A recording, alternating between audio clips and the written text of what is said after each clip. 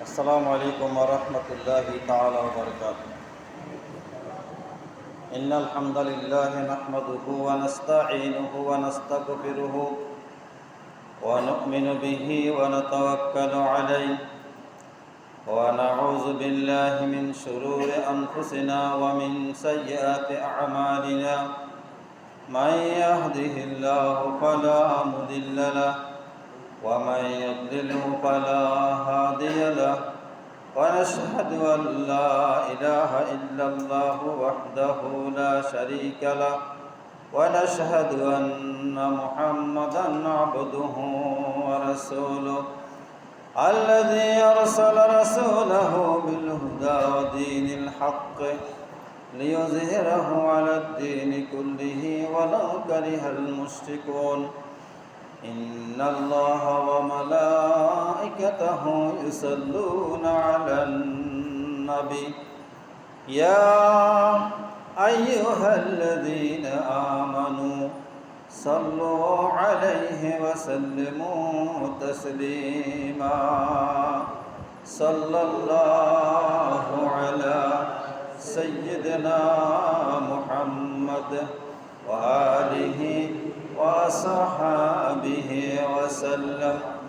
بلغ العلا بكماله كشف الدجى بجماله حسنت جميع خصاله صلوا عليه وآله. সম্মানিত মুসল্লিন কিরাম, আল্লাহ সুবহানাহু ওয়া তাআলার ফরজ বিধান সালাতুল জুমা আদায়ের উদ্দেশ্যে আগত সম্মানিত মুসলমান ভাই বন্ধুগণ, মহান অসীম ক্ষমতার অধিকারী আল্লাহ সুবহানাহু ওয়া তাআলার অসংখ্য সশ্রদ্ধ শুকর ও সুজুদ জ্ঞাপন করছি।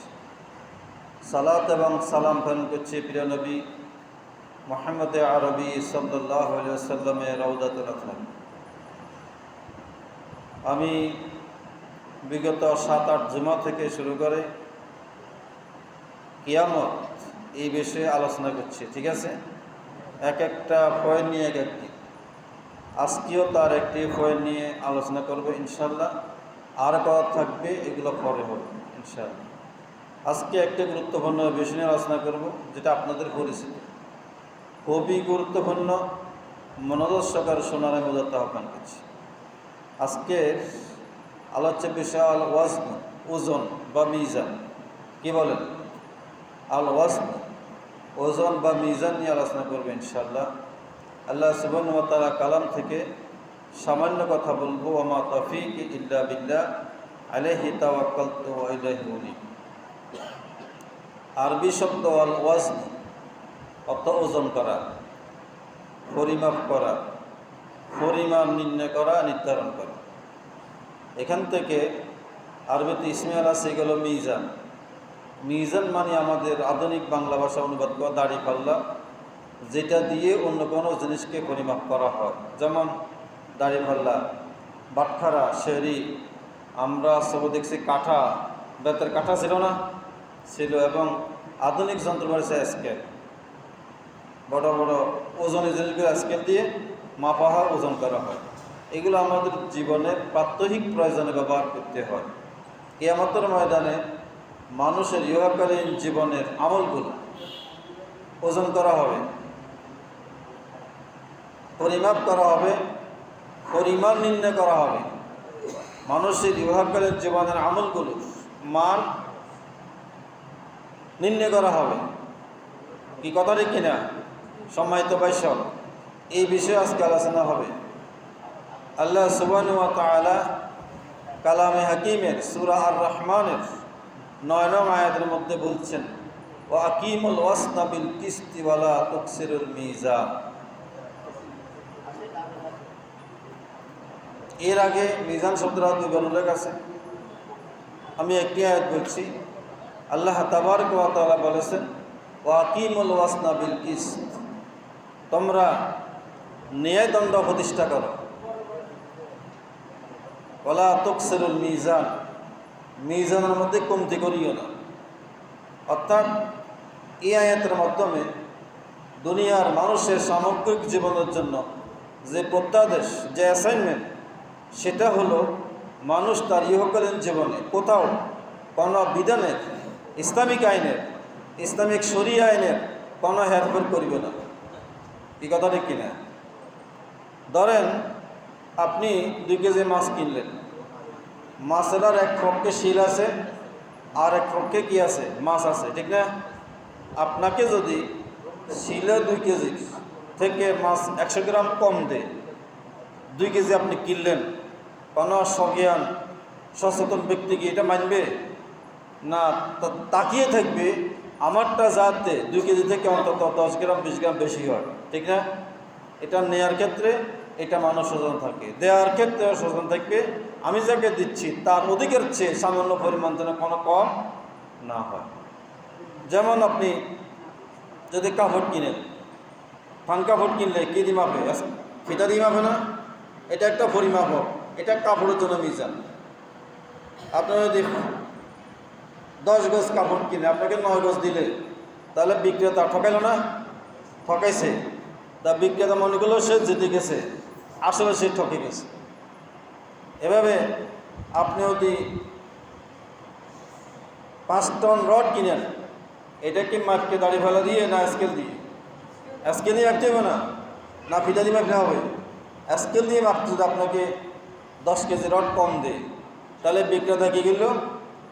অন্যায় করছে, আপনাকে ঠকাইছে। আপনাকে ঠকানো এক প্রকান্ত সে নিজে ঠকে গেছে। এভাবে দুনিয়ার সকল স্তরে ইসলামের যে শরিয়া বিধান, এগুলোকে সঠিক স্থানে সঠিকভাবে পালন করতে, বিশ্বাস করতে আল্লাহ তাআলা বলছেন ওয়াকিমুল ওয়াজনা বিল কিসতি ওয়ালা তুকসিরুল মিজান। মানুষ যাতে তার দৈনন্দিন কর্মকাণ্ডে, লেনদেনে, খেতে খামারে মানুষকে একে অন্য ঠকাইবে না। একজন যদি আরেকজনকে না ঠকায়, তাহলে দুনিয়ার শান্তি শৃঙ্খলা কি সুন্দর হবে না অসুন্দর হবে? সুন্দর হবে না? আচ্ছা বলেন, ইসলাম বলছে আপনাকে ওজনে মাপে ঠিক দেওয়ার জন্য, ঠিক রাখার জন্য, কাকে ন ঠকানোর জন্য ইসলাম এই আইনটা মানুষের কল্যাণে দিয়েছে না অকল্যাণে দিয়েছে? কল্যাণে না? যদি এই বিধান সারা দুনিয়া সব জায়গায় ঠিক থাকে, তাহলে সারা দুনিয়া অন্তত ওজনের শান্তিটা থাকবে, কেউ কাকে ঠকাইবে না। আপনি 1 কেজি মাছ কিনেও শতভাগ বিশ্বাস হতে পারবেন না আসলে আপনি সঠিক মাপ পাইলেন কিনা। কি কথা ঠিক কিনা? আমাদের সমাজে আজকে এমন এক অবিশ্বাস বিরাজ করছে, মানুষের প্রতি মানুষের বিশ্বাস, মানুষের প্রতি মানুষের আস্থা, মানুষের প্রতি মানুষের যে ভালোবাসা উঠে গেছে এই কারণে যে সকল জায়গায় সকল স্থানে মানুষ ঠকবাজ, একে অন্যকে ঠকাতে পারলে মনে করে সে নিজে ঠিকই জিতে গেছে। এই ঠকবাজের কারণে দুনিয়ার কোনো মানুষ কাউকে বিশ্বাস করতে পারতেছে না সে আসলে আমাকে সঠিকভাবে দিচ্ছে। কি বলেন? এই ঠকবাজির যুগ থেকে আমাদেরকে উদ্ধার হওয়া দরকার কি না? দরকার। যদি ইসলামের যে মৌলিক নীতিমালা, ইসলামের ইনসাফ, আদল আমরা অনুসরণ করতে পারি, তাহলে দুনিয়ার মধ্যে ঠকবাজি থাকবে না। যদি কেউ ঠকবাজিকে আরেকজনকে ঠকায়, এটার জন্য ইসলামের যে আইন ওইটা যদি ফলো করে, অনুসরণ করে বা প্রয়োগ করে, তাহলে ঠকনিয়ার কোনোদিন ঠকাই দেবো। কে বলে? ঠকনিয়াকে ঠকাইবো? ঠকাইতো না। ঠকাইলে যে শাস্তি, ওইটার একটা শাস্তি ইসলাম নির্ধারণ করছে। তো কী পরিমাণ ঠকালে কী পরিমাণ শাস্তি, কত টাকা লুট করলে কত টাকা শাস্তি, এটা ইসলাম ঠিক করা আছে। আল হালাল বাইয়িন ওয়াল হারাম বাইয়িন, ইসলামের সকল দণ্ডবিধি বুঝতার বিধান ঠিক করা আছে। কিন্তু আমরা নামাজ পড়া ফরজ বুঝি, ইসলামের ওজনের যে ফরজ এটা বুঝি না বিদায় আমাদের কিছু লোকের নামাজ ঠিক আছে কিন্তু ওজন ঠিক নেই। কথা ঠিক কিনা? এটা শরীয়তে একটা ফরজ বিধান। ওয়াকিমুল ওয়াজনা বিল কিসতি ওয়ালা তুকসিরুল মিজান, সূরা আর রহমানের 9 নম্বর আয়াত। এটা আমরা হাজির শিখি, আমরা মতলব আকিমুস সালাত যেরকম ফরজ, আকিমুল ওয়াজনা, ওজন ঠিক করো, মাপ ঠিক করো, ব্যবসা বাণিজ্য, লেনদেন, কাজ কারবার, আনা নেওয়া, ইনপুট এক্সপোর্ট, রিসিভ করা, স্যালারি করা, এগুলো সবগুলোর মধ্যে ইসলামের যে মৌলিক নীতি এবং আইন, আদর্শ, ইনসাফ, সমতা, সৌম্যতা, ভ্রাতৃত্ব, এগুলো দরকার আছে না নাই? আছে, এগুলো আমাদের সমাজে না থাকার কারণে বিকাশালয়ও দুর্নীতি করেন, আকাশালয়ও দুর্নীতি করেন, ব্যাংকেও লুটর, সোনার দোকানেও লুটর, গরু বাজারেও চুরিয়র, কোরবানের বাজারেও চুরিয়র। কথা ঠিক কিনা? কে করতেছে এগুলো? মানুষ করতেছে না? মানুষ করতেছে। ওই মানুষ যদি ইসলামের শরিয়া আইনের আল ওয়াজনুর এই বিধানটা মানত, তাহলে চুরি হইতো না, ডাকাতি হইতো না, লুট হইতো না, লুটতরাজ হইতো না, রাহাজানি হইতো না, ফরকি হইতো না, জেনা হইতো না, ব্যভিচার হইতো না, চুরি ডাকাতি বন্ধ হইতো। আপনার মাল আপনার কাছে নিরাপদ, আমার মাল আমার কাছে নিরাপদ, চোরও নিরাপদ, মালের মালিকও নিরাপদ। কি কথা ঠিক কিনা?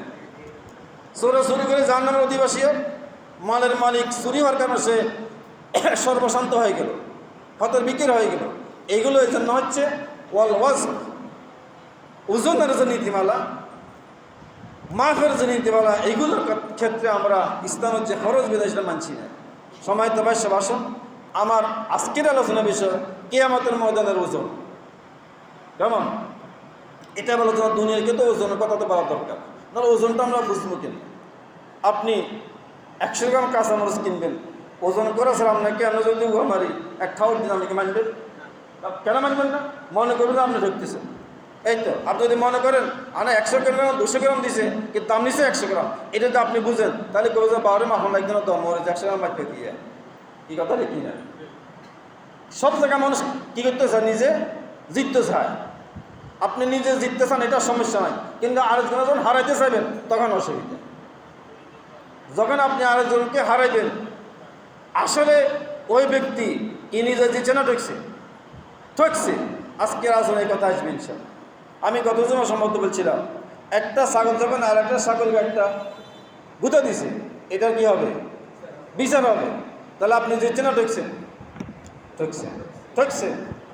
সময় তো ভাই সব আল্লাহ সুবহানাহু ওয়া তাআলা বলেছেন, ওয়াকিমুল ওয়াজনা বিল কিসতি ওয়া লা তুকসিরুল মিজান, তোমরা মিজানের মধ্যে কম করিও না, কাউকে মারতে কম দিও না, কারো মানুষের মৌলিক অধিকার কমে দিও না, মানব অধিকার লঙ্ঘন করিও না।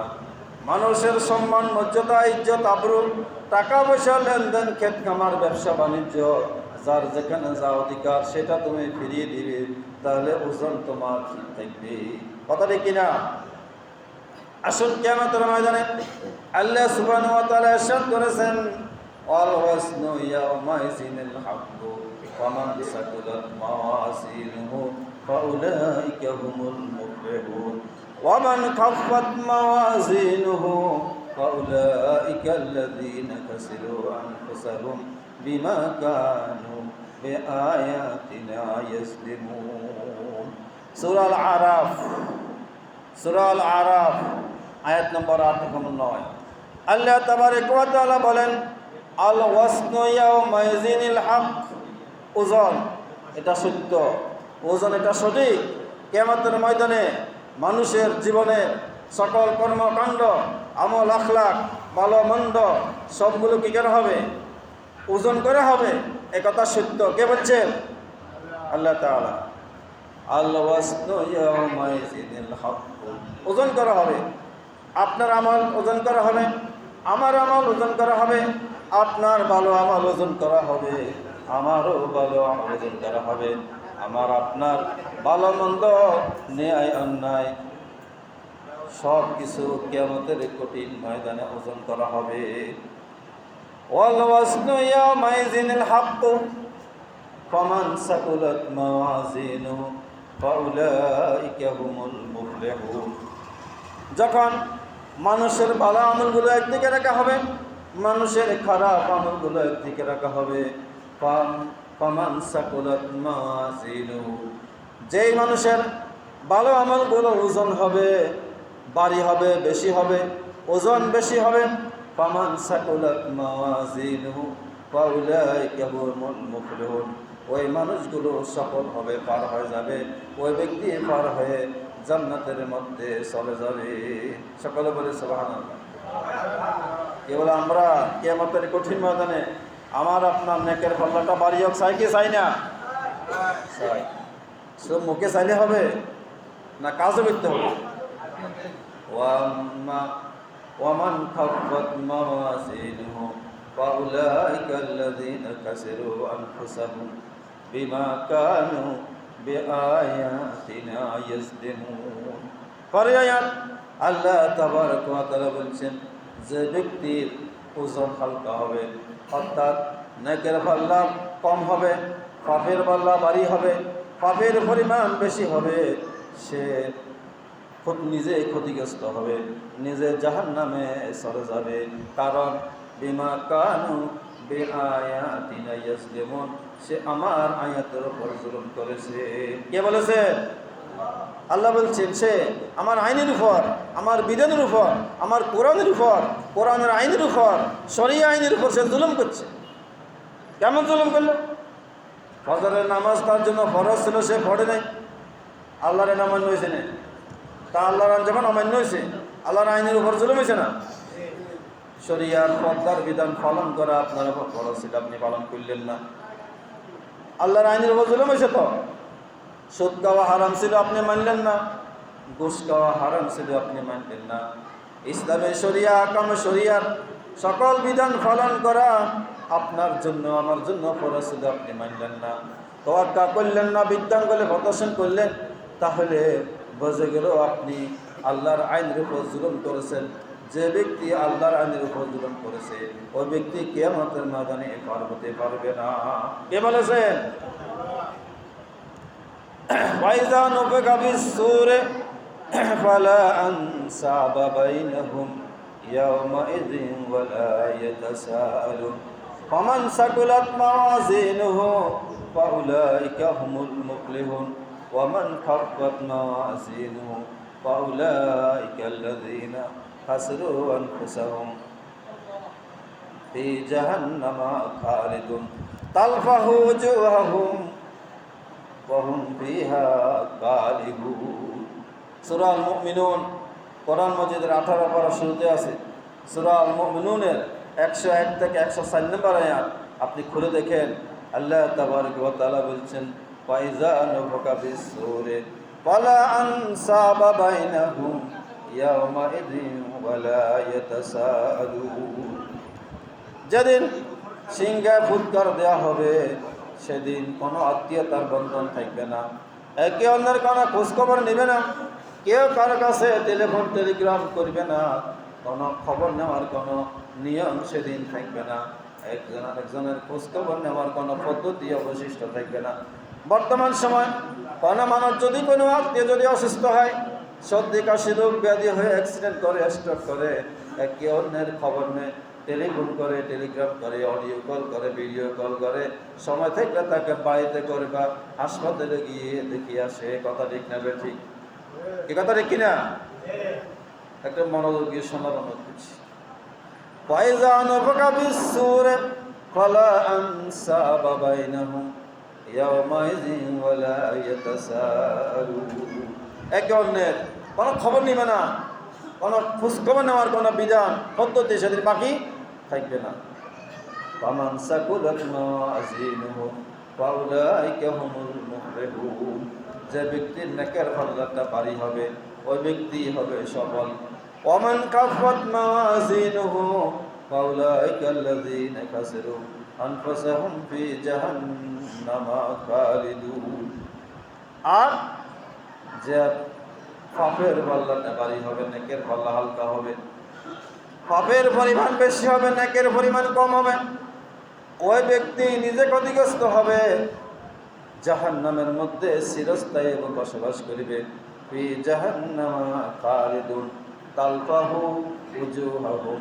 তার চেহারাটা এমন বিকট হবে, তাফসীরের মধ্যে আরবিতে অনুবাদ করছে, শাদীদুল হাররা, সাংঘাতিক পরিমাণ গরমের কারণে চেহারাটা বিকৃত হয়ে যাবে, চেহারার সৌন্দর্য বিনষ্ট হয়ে যাবে, চেহারাটা ফ্যাকাশে হয়ে যাবে, তাকে চেনা যাবে না।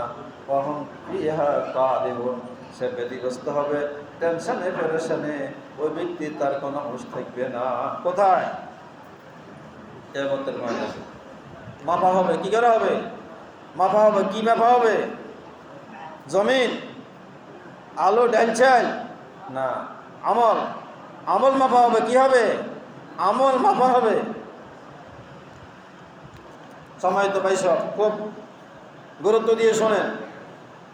মানুষের ইহকালীন জীবনের শুরু থেকে শেষ নিঃশ্বাস পর্যন্ত প্রত্যেকটা মুহূর্তের প্রত্যেকটা আমল সংরক্ষণ করা হচ্ছে। এগুলো ওজন করা হবে, মাপা হবে, দুই পাশে দুই রকম আমলগুলো দিয়ে সেদিন ওজন করা হবে। আমি এতক্ষণ আল্লাহর কোরআন আয়াত দিয়ে কথা বলছি। যে লোকটা ইহকালীন জীবনে অপরাধমূলক জীবনের মধ্যে অপরাধী জীবন, তার তরুণকাল, তার কিশোরকাল, তার ইয়াং লাইফ, তার স্টুডেন্ট লাইফ, তার যৌবনকাল যখন অপরাধের সাথে জড়িত ছিল, এই জগৎগুলো, সময়গুলো ফেরেশতারা কি ভুলে যাবে? না, ভুলে যাবে না। যখন আপনার অজু করলে অজু থাকে না, বাতাস গেছে কি নাই হুঁশ থাকে না, নামাজের টাইম চিনেন না, ঘড়ির কাঁটা চিনেন না, মসজিদে হেঁটে যেতে পারেন না, সেয়াসরা নামাজ পড়তে পারেন না, শুধু ওই সময়গুলো না, সবগুলো ওজন করা হবে। এ বিশ্বাস হয়? সম্মানিত ভাই সব, শিশুকাল থেকে প্রাপ্তবয়স্ক যখন হবে, যে সময় শিশু কিশোর 3/4 পরিধান করে রাস্তায় ঘুরছিল, ফুল প্যান্ট পরে নাই, পায়জামা লুঙ্গি পরে টাকনুকিরা হাঁটু ডেকে রাখা যে ফরজ ছিল, এই ফরজ কিশোর এবং কিশোরের মা বাপ কেউ বিশ্বাস করে নাই। ওই অপরাধগুলোকে ফেরেশতারা ভুলে যাবে? না, ভুলে যাবে না। যে কিশোর বন্ধুকে হত্যা করেছে, হত্যা করে এসে ড্রিঙ্কিং ওয়াটার, কোল্ড ড্রিঙ্ক পান করে এসে উল্লাস করেছে, এই অপরাধ কি ফেরেশতারা ভুলে যাবে? না। দেশের হাজার হাজার কোটি টাকা দুর্নীতি করে, লুটপাট করে, আত্মসাৎ করে দেশটাকে যারা তলবিহীন জড়িতে পরিণত করেছে, তাদের এই সমস্ত অপরাধ কি আল্লাহ তাআলার ফেরেশতারা ভুলে যাবে? না, ভুলে যাবে না। সবগুলো ওজন করা হবে। ইহকালীন জীবনে যতদিন শক্তি সামর্থ্য আছে, গায়ের মধ্যে বল আছে, বাহুবল শক্তি আছে, টাকা আছে, পয়সা আছে, ছেলে আছে, সন্তান আছে, ততদিন আপনি মুখের শক্তি ব্যবহার করে বড় বড় কথা বলতে পারবেন। যখন শেষ ত্যাগ হবে এবং কবর, কিয়ামত ফেরিয়ে কিয়ামতের মাঠে যখন উঠানো হবে, তখন এইসব কথা বলার কোনো শক্তি থাকবে না। থাকবে না।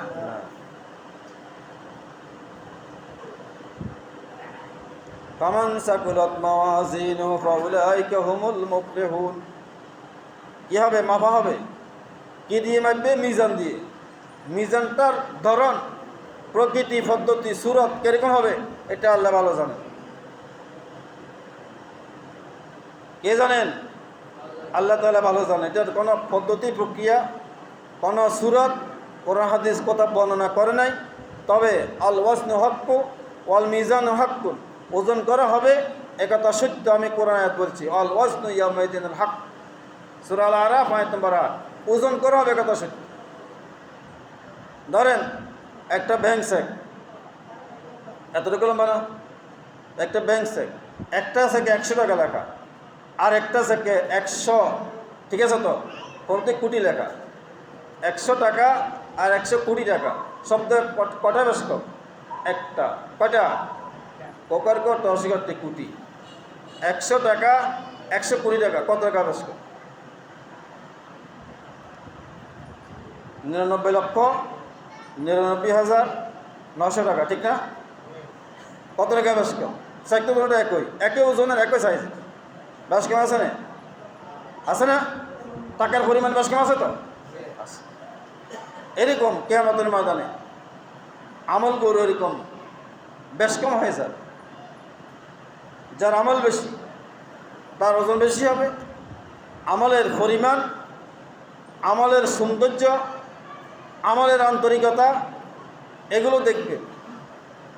আল্লাযী খালাকাল মাউতা ওয়াল হায়াতা লিয়াবলুয়াকুম আইয়াকুম আহসানু আমালা। আল্লাহ তাবারক ওয়া তাআলা বলছেন, আমি মাও সৃষ্টি করছি, হায়া সৃষ্টি করছি এই কথা পরীক্ষা করার জন্য কার আমলটা অতি সুন্দর। কি কথা ঠিক কিনা? ধরেন একটা বিবাহের 500-700 লোকের গরুর গোস্ত পাকাইতে বাবা যদি 100 পরিমাণ মনোযোগের বেশ কম হয়, গোস্তের কালার স্বাদ বেশ কমে জানে ওই জানে, তখন 500 লোকে খাইলেও যত 500 লোকের মধ্যে 300 লোক যদি বদনামি করে, বদনামি